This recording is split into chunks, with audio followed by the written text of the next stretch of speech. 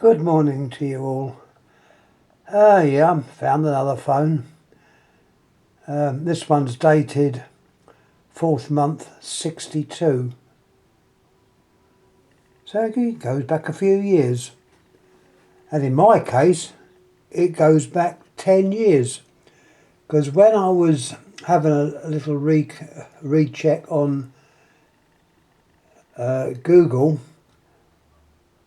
I see one of my early efforts up there.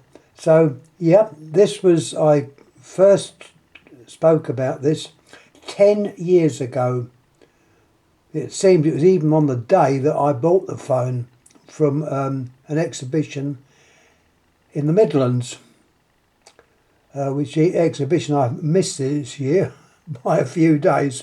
But anyhow, that's another story. This is the Dutch Hee Maff phone.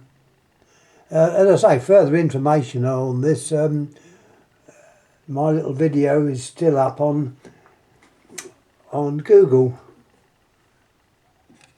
Anyhow, let's have a little look at the phone. I've turned it over so we can get the bottom. That 225,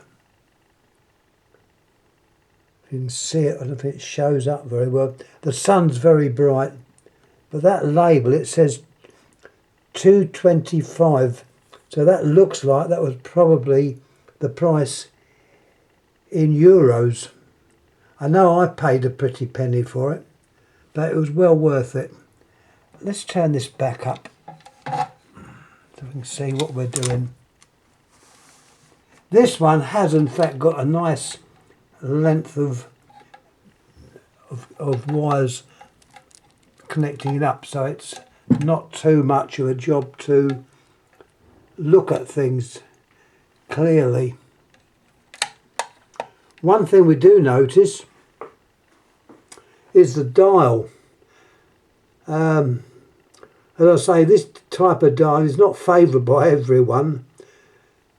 I know it was fitted on quite a few phones. I think made by different manufacturers, but it was in fact based on the dial by the German Siemens Husky company. And this is one of the very good examples. The reason being, Hee Maff was a company licensed by the German Siemens to make telephones in Holland. And as you can see, these were well-made phones. As far as I know, they're Bakelite, which means that they are very, very prone to damage. So obviously be very careful. The handset is well made and fairly heavy. So you wouldn't want to be talking for hours on the phone, just with the weight of that. But they're all good quality. Now, I'm going to show you inside. I did say there's no diagrams with this one, which is a pity, but you can probably find the diagram somewhere. The dial, yeah, I was just talking about the dial, wasn't I? Yeah. I don't know if it's showing up okay. Let's put a bit of light on it. The sun's so bright today, which I'm not grumbling. I've got one of these high brightness LED torches or flashlights. There's the innards. And with this dial, you get an extra pulse when you dial. That pulse is not sent out, but it's there to make sure the dial has reached the correct speed. It's what is the word? I can never think of the word they use, but although it pulses, it's not sent out. So if you dial 1, there'll be 2 pulses, but the 1 pulse isn't sent out. I know my English is not always that good, probably because I'm getting old. And I realised this was 10 years ago I got this, which seems a long time ago. Anyhow, let's have a little look inside. These are really well built.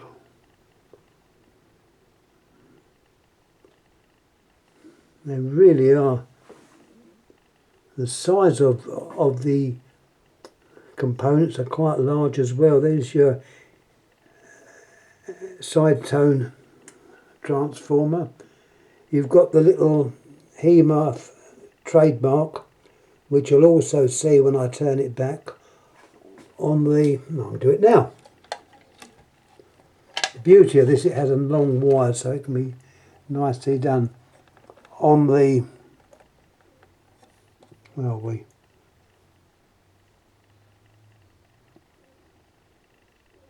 The name Hee Maff appears there. Let me move this to the back of it. Although the wires are long, I still don't want to break them off. You've got your capacitor there. Everything about this is a well-designed phone. You've got your contact there for the button. Earth calling or for supervisory purpose. The base is held on with 3 screws, not 2, 3 screws, so it's well designed, well made. And what more can I say? I can't say much more. Let's pop this on so we can have a look at the... I want to make sure I'm putting this on the right way round. I was saying about the Hee Maff name on the plunger contacts, or the there we are there. The dial. I'm hoping this turns up okay. I've obviously done this one fairly early when the sun's bursting through the window and the door. There's the dial, the other side. Yes, good dial. Also, you can always tell these by that little sort of shape to the front. So these are a well-known shape and size. Your buttons up the top there with PTT. I believe Philips also made these, but don't quote me on that. In both cases they were exactly the same shape and everything was as well. The thing it hasn't got on here, this was obviously made before the carrying handle came out, and it is quite a heavy phone, so it is a good one. I suppose it's more or less corresponds to R332s, but it's a good quality.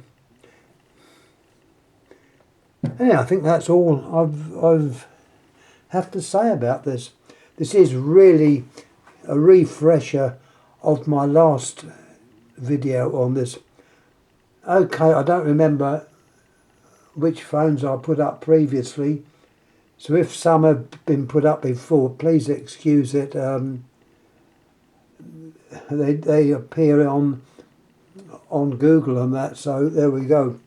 Anyhow, thanks for watching. Any comments please make.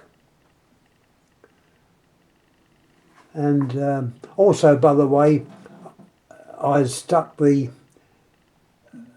base foot on that Starlight phone, and that seems to work. I use normal, what they call it, silicon fixture, and it works. So that has gone back. So that's gone back to what it should do. It's got a nice base to it. Anyhow, I drift off talking. Anyhow, thanks again. Thanks for watching. Thank you.